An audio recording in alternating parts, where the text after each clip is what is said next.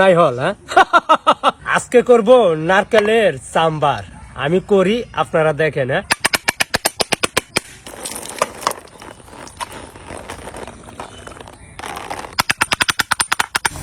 অনেক কষ্ট হইতাছে, মনে হইতাছে তারা জামাইবো একজন আরেকজনটা ছাড়া থাকতেই পারে না। নারকেলের চাম্বার করলে একটা পেঁয়াজ লাগবো, শুকনা মরিচ লাগবো, নারকেল লাগবো। পেঁয়াজ ফালটা শেষ, আমার এগুলি গাঁথা শেষ। এখন নারকেল গুলো গাঁথবো। তো গাঁথার জন্য আমি কিন্তু শিক ব্যবহার করতেছি, আপনারা চাইলে যে কোনো কাঠি ব্যবহার করতে পারেন।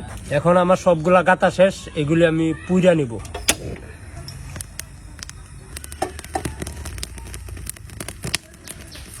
আমার পুরা শেষ, দেখতেই পাচ্ছেন চমৎকার একটা কালার আছে, ফ্লেভার আছে, একটা ফ্লেভার, সুন্দর একটা ফ্লেভার আছে। এখন আমি এগুলি বাড়িতে নিব, পেঁয়াজ গুলি দিয়ে নিব, তারপরে দিব আপনার এই নারকেল গুলি গরম।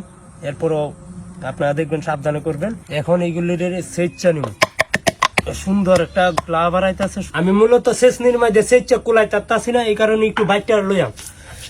মানে আপনারাও চাইলে বাইকটা লইতারুন। হেনতে আপনি পাড়া মেয়েতে ডলা দেয়া আনছি, এখন এই কয়েকটা চেঁচা দেয়া আপনারা দেখাই, তো এই বুঝতে পারবেন।